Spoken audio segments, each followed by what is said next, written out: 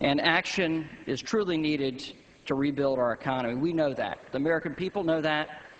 And our elected leaders know that we have to not only have good policies for homeland security and national security, but our economic security at home. And unfortunately, the Democrat majority, in their so-called stimulus bill, which is really nothing more than a spending bill, does nothing of the sort. It devotes, quote, tens of billions of dollars to causes that have little to do with jolting our economy out of recession, as the Associated Press says.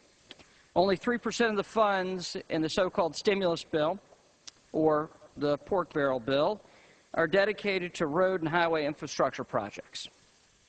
And just 2.7% is dedicated to small business tax relief, even though we know that 90% of Americans are employed by small businesses, and most of the new jobs that this country creates are created by small businesses.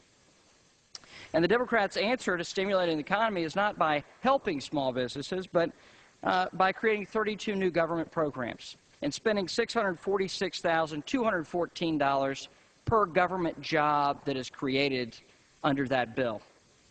To make matters worse, the nonpartisan Congressional Budget Office reported that over half the money will be spent between 2011 and 2019, after most economists say this economy will have recovered and will be out of this recession.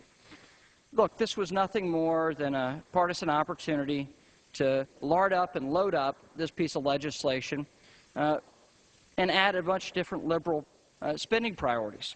It's not about a stimulus. It's not about helping the American people through these economic times.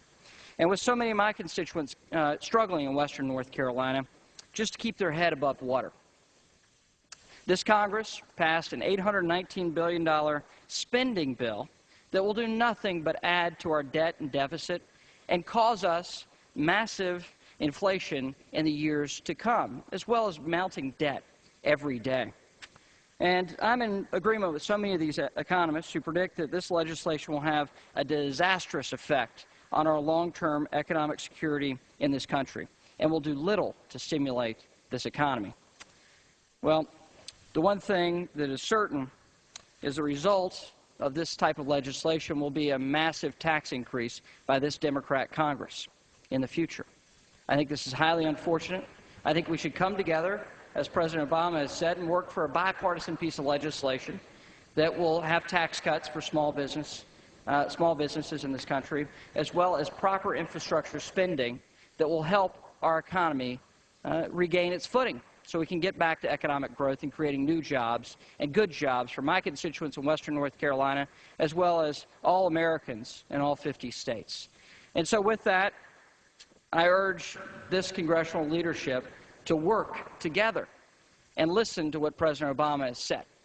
And with that, I yield back.